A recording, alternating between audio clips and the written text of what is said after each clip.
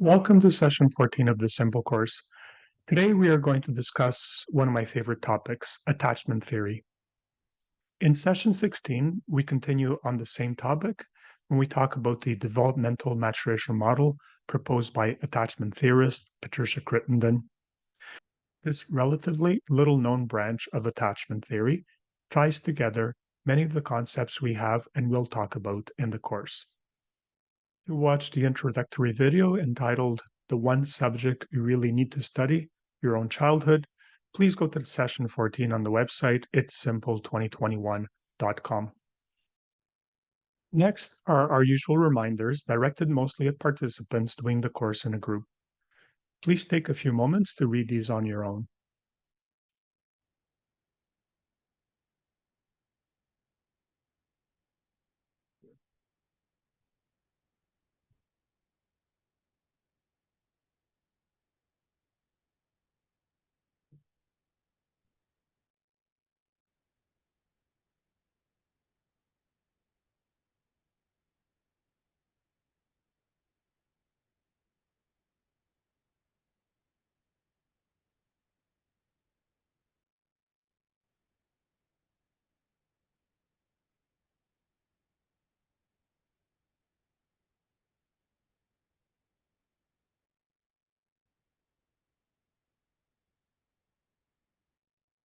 To watch this week's mindfulness practice video, please go to the website now. People doing the YouTube course as part of a group, you can now pause for questions, comments, or feedback. Let's review what we will do today. Today, we cover session 14 of the Simple course, which is about attachment. At the midway point, we will take a break. There will also be time for discussion and, if time allows, for reviewing and practicing the tools, skills, and strategies. Please rate your homework now. Let's briefly review what we've done so far in the course and what we will do today. So far, we've discussed, among other subjects, the evolution of the emotional and rational brains, personality classifications, theories and development, temperament, psychological and biological theories, epigenetics, character, parenting styles, authoritative, authoritarian, permissive, and uninvolved, and how they affect personality development. Today is the first of two sessions on attachment theory. Attachment is critical in development of personality. Definition of attachment. The attachment instinct is the capacity for connection with others that is present at birth in every normal human baby, and which is shaped by early experience with caregivers. Attachment styles established by age 2 determine how we relate to others and to the world for the remainder of our lives. Attachment is one of the lenses through which we see and feel the world. In future sessions, we'll continue exploring attachment and then turn to the fight-flight instinct. Does attachment play an important role in psychological health? Attachment plays a huge role in psychological health.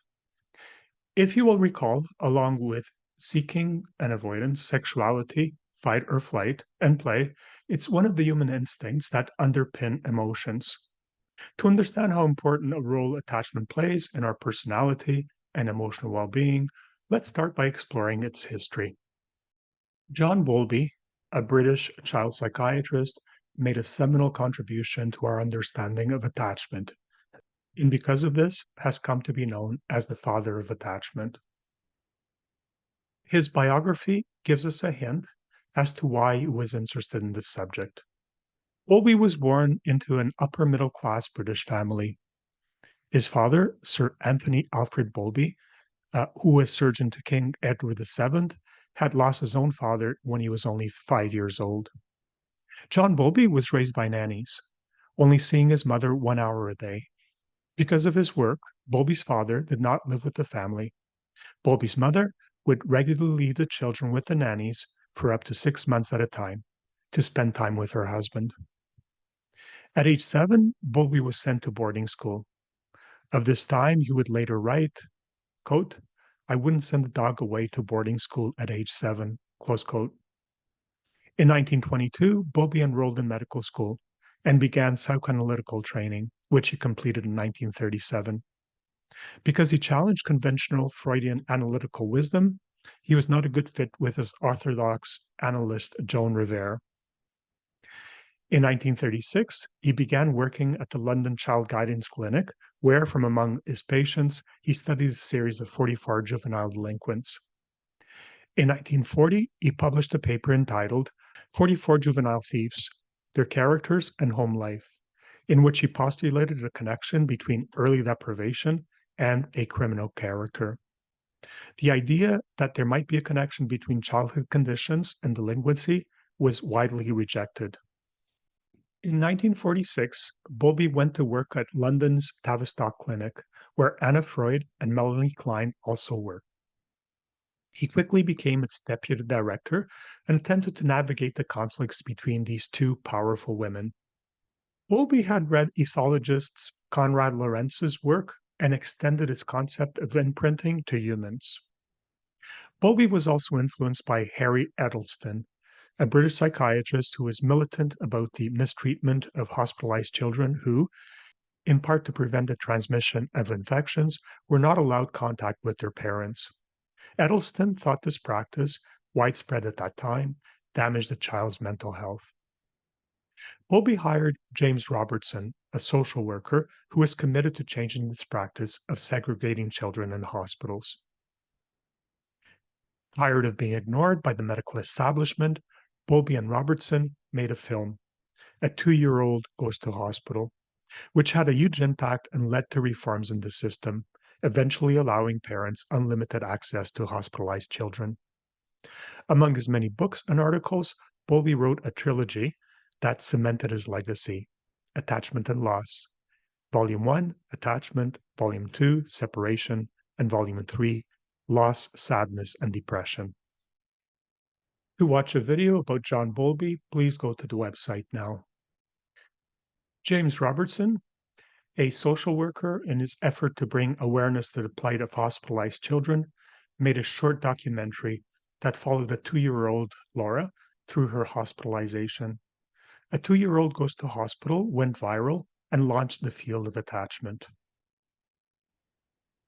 To watch an excerpt from the documentary, A 2-Year-Old Goes to Hospital, please go to the website now.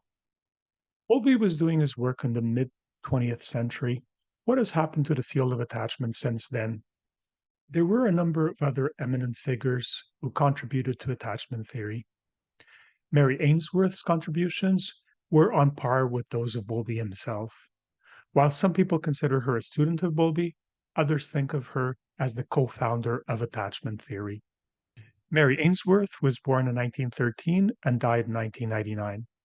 She was born in the USA, but moved to Canada with her parents at a young age. She was close to her father, but not her mother.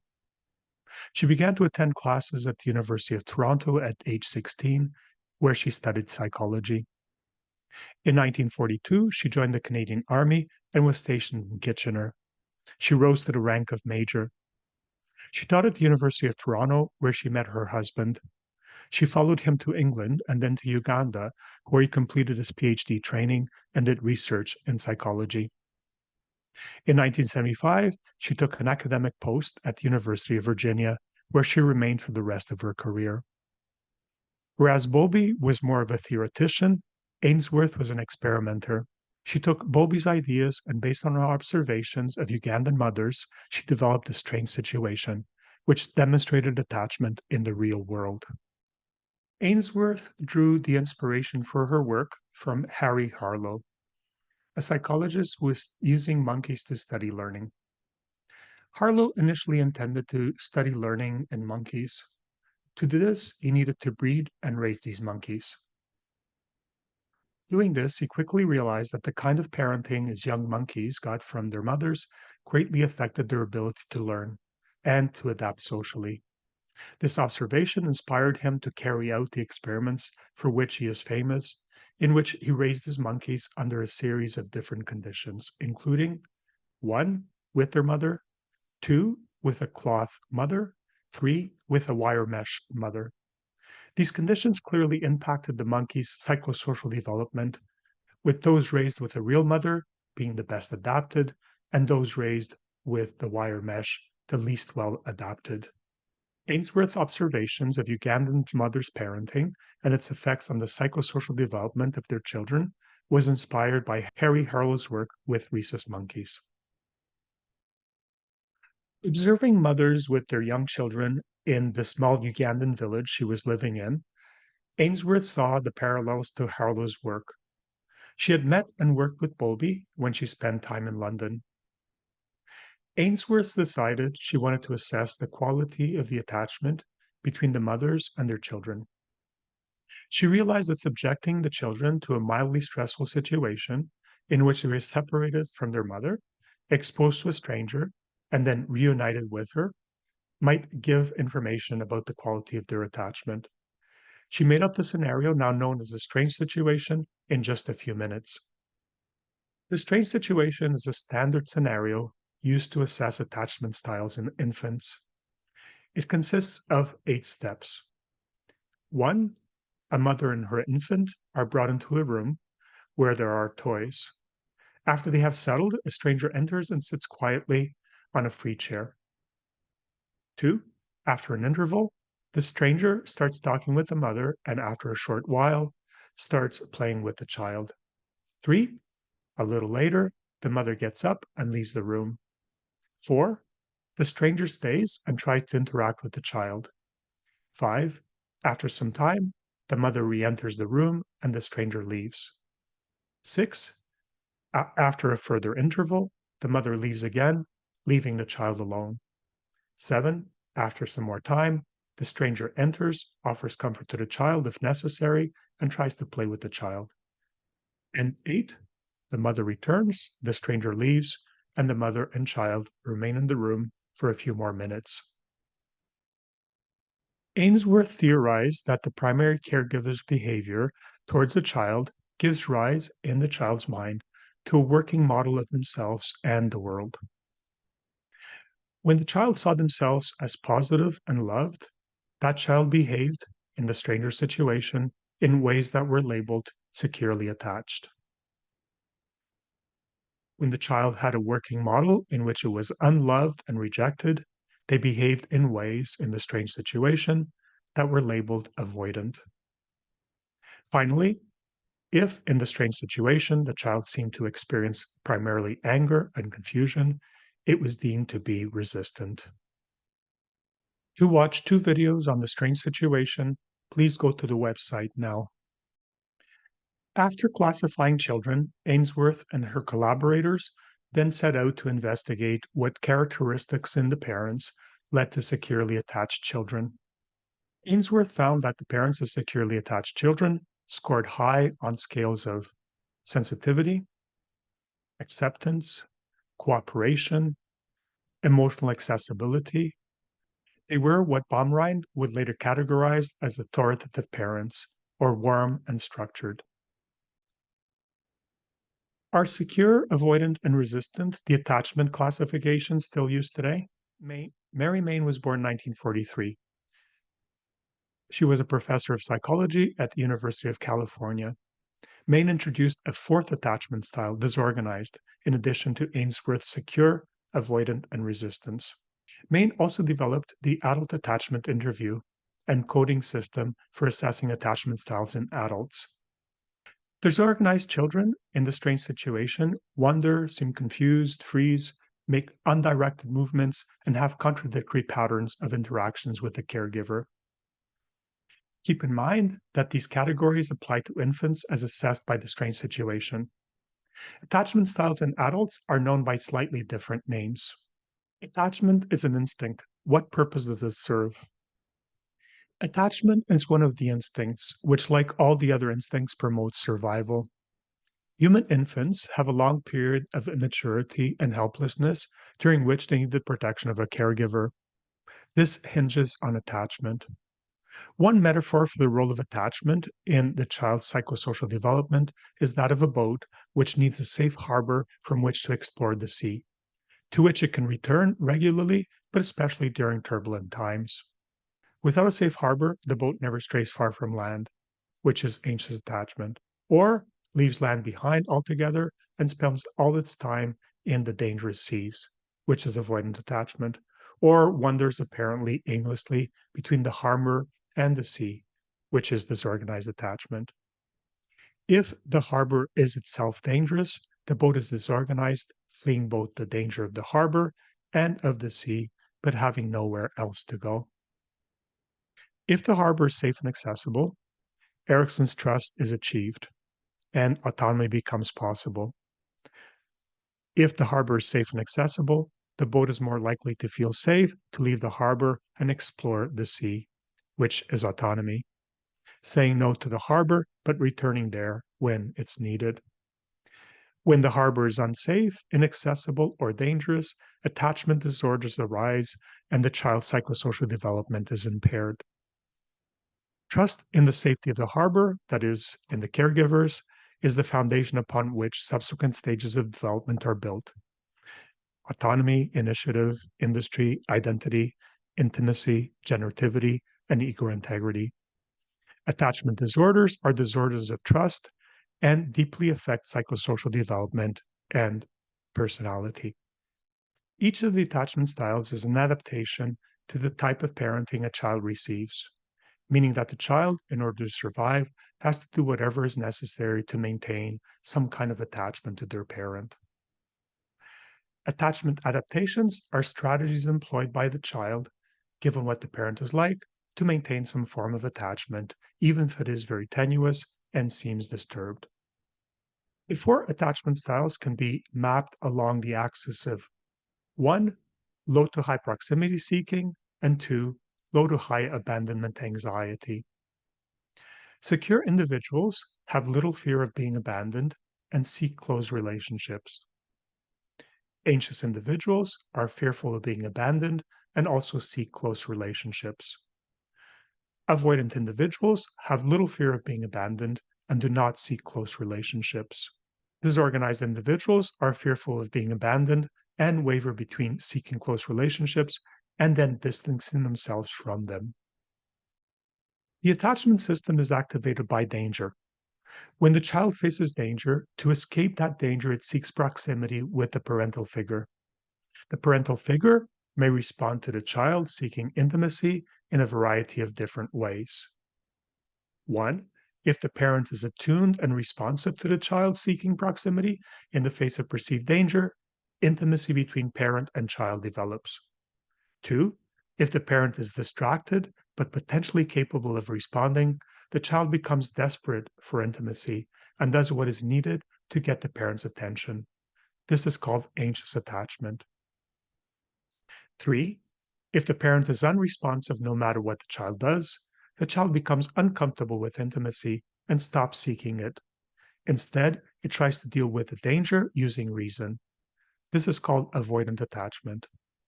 4. If the parent poses a threat or is dangerous to the child seeking intimacy, the child becomes confused and frozen. This is called disorganized attachment. This slide summarizes the behavior of children with the various attachment styles when the parent returns to the room after a separation. This is the critical moment in the strained situation. Secure children greets the parent with positive emotion. Avoidant children stay away from the parent. Anxious children are often angry with the parent. Children with disorganized attachment appear confused and their behavior is random. Baumrein's parenting styles, which we discussed in session 12, not surprisingly correlate with attachment types. Authoritative parenting promotes secure attachment. Authoritarian, avoidant. Permissive, anxious. And uninvolved, disorganized. For most people, infant attachment styles persist through the lifespan, but manifest in different ways at the various stages of development. In the early school years, for instance, children's behavior can be very indicative of their attachment style. Secure children tend to present as contented and engaged and on task. Avoidant children present as withdrawn, quiet, and anxious. Anxious children present as anxious, unfocused, insecure, and asking a lot of questions. Disorganized children present as angry, depressed, not following directions, having a short fuse, and having difficulty making friends. The prevalence of the different attachment styles varies by country. In the Scandinavian social democracies, where there is a lower Gini coefficient and more social services and supports, there is a higher prevalence of secure attachment. In the United States, over a third of the population has an insecure form of attachment. Considering the consequences of insecure attachment, this is a neglected problem of unimaginable proportions. The correlation between the Gini coefficient and social supports and attachment styles is another example of the importance of social determinants of health. So far, we've talked about attachment in infants and children. Is there much research on attachment in adults? Before we talk about adult attachment, let's clarify one point that can be confusing. Similar attachment styles in children and adults have, in the literature, been referred to using different terms. The A attachment style, ambivalent and resistant in the infant, is known in the adult as anxious and preoccupied. The B attachment style, secure in infant, is also known as secure in adults. The C attachment style, avoidant, is known as dismissing and avoidant in adults. And the D attachment style, disorganized, is known as fearful and avoidant in adults. To make this confusion simpler, when in the course we refer to types of attachment, we won't distinguish infant from adult styles. So when you hear us say secure, we mean secure in children and adults. Anxious, we mean ambivalent resistant in children and anxious preoccupied in adults. Avoidant, we mean avoidant in children and dismissing in adults. Disorganized, we mean disorganized in children and fearful avoidant in adults. Note that while in the majority of people, attachment style remains the same over the course of a lifetime, in a significant number, it changes. This is called earned secure and insecure. This change often occurs in the context of intimate relationships. One study, for example, found that 22% of partners changed their attachment style in the first 2 years of marriage. Attachment styles in infants are determined using the strange situation. A method for determining attachment style in adults was first published in 1984. The Adult Attachment Inventory was devised by George Kaplan and Mary Main in 1984. It consists of a 60 to 90-minute interview composed of 18 questions designed to assess an adult's childhood experiences and their current state of mind with regard to attachment. Questions include, can you give me 5 adjectives to describe your early relationship with your mother, with your father? What happened when you were emotionally upset and physically hurt? How have these experiences influenced the kind of person you are today? Adult attachment inventory interviews are transcribed verbatim and coded according to a classification system. Lengthy training is involved in learning to administer it. Questions on the adult attachment interview are apparently simple. Determining adult attachment style from a person's answers is, however, quite complex and requires extensive training. As a result, similar to the strange situation, very few professionals are trained to do it. One way to think of the different attachment styles in adults is to consider that each style has characteristic views about the self and about others, called the self and other dimension. Secure attachment has positive self and positive other. Anxious, negative self, and positive other. Avoidant, positive self and negative other. And disorganized, negative self and negative other. In reality, while we may have a dominant attachment style, we tend to have different proportions of features of all the styles. There are online, unvalidated, but interesting attachment style tests, such as Diane Pohl-Heller's, that depict this mix of attachment styles in one person. We've talked about some of the problems that arise from insecure attachment. What benefits does having secure attachment provide? The gifts of secure attachment. Secure attachment contributes to good mental health in that it confers on securely attached people psychological gifts. These include 1. a healthy relation to self, positive self esteem, and a clear sense of self, the perception of the collection of characteristics that define you. Two, the capacity to self soothe and stay in the window of tolerance. Three, a capacity for healthy relationship to others, especially intimate care based relationships with healthy boundaries and the ability to repair and love. Four, a feeling of purpose in life, a meaningful occupation, connections to nature, and to a transpersonal story about the universe. And five, relative safety from interpersonal danger. All these are items higher on Maslow's hierarchy of human needs. In contrast, people with attachment disorders may struggle with some of these. Why do people with insecure attachment styles have so many problems in their relationships? Relationship difficulties seen from an attachment perspective. People tend to think that intimate relationship difficulties are about concrete issues, such as conflicts over values, money, politics, sex, housework contributions, raising children, etc.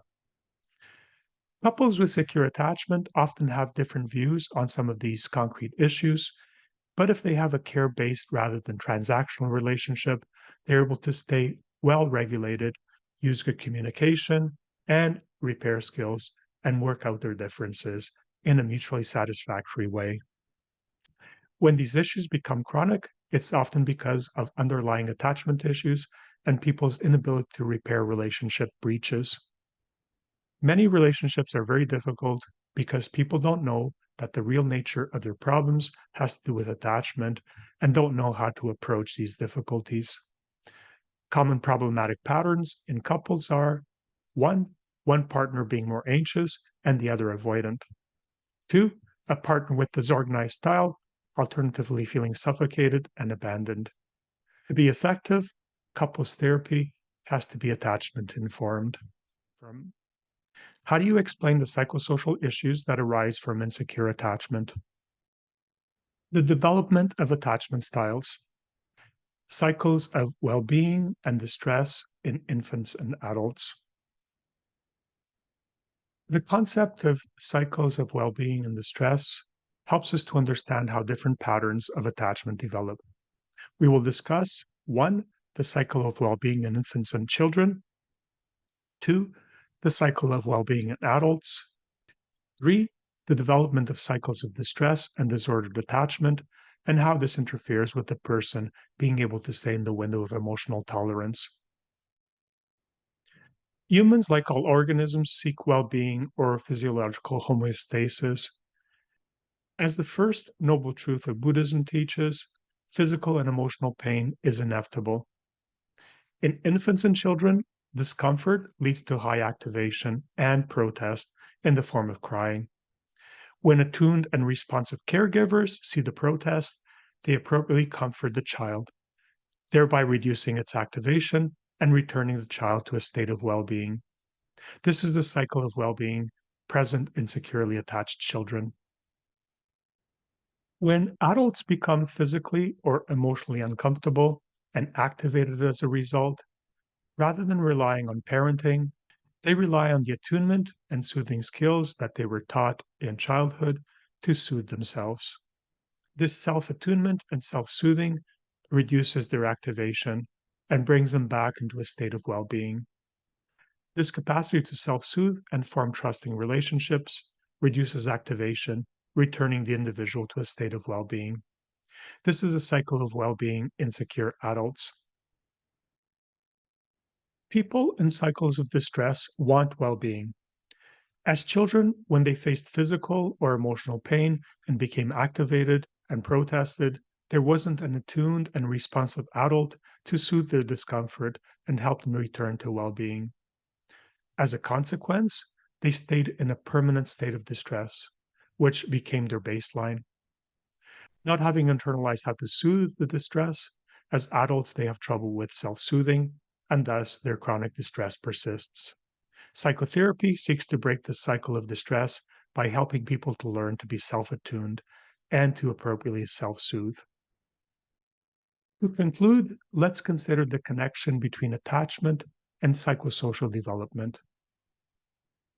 Attachment theory postulates that the kind of emotional connection we have to caregivers in early life is critical to psychosocial development. Psychosocial development describes how personality develops and how social skills are learned from infancy through adulthood. Erik Erikson offered a model in which personality develops in a predetermined order through 8 stages of development from infancy to old age. Erikson's first stage, trust versus mistrust, which is negotiated in the first 18 months of life, is equivalent to secure versus insecure attachment. The establishment of trust or secure attachment allows a child to proceed to the second stage of development, autonomy versus shame and doubt. Healthy autonomy manifests in the willfulness of the terrible twos, which is an expression of the sense of stability and security necessary to grow and take risks. Mistrust or insecure attachment leads to an impairment of psychosocial development, which affects all of Erikson's subsequent developmental stages.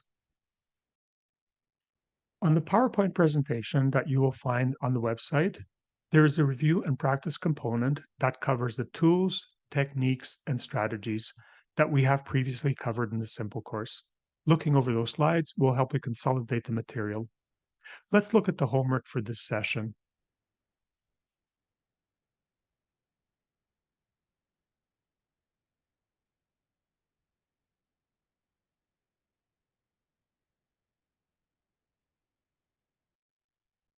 Thank you for spending this time with me today, and see you next session.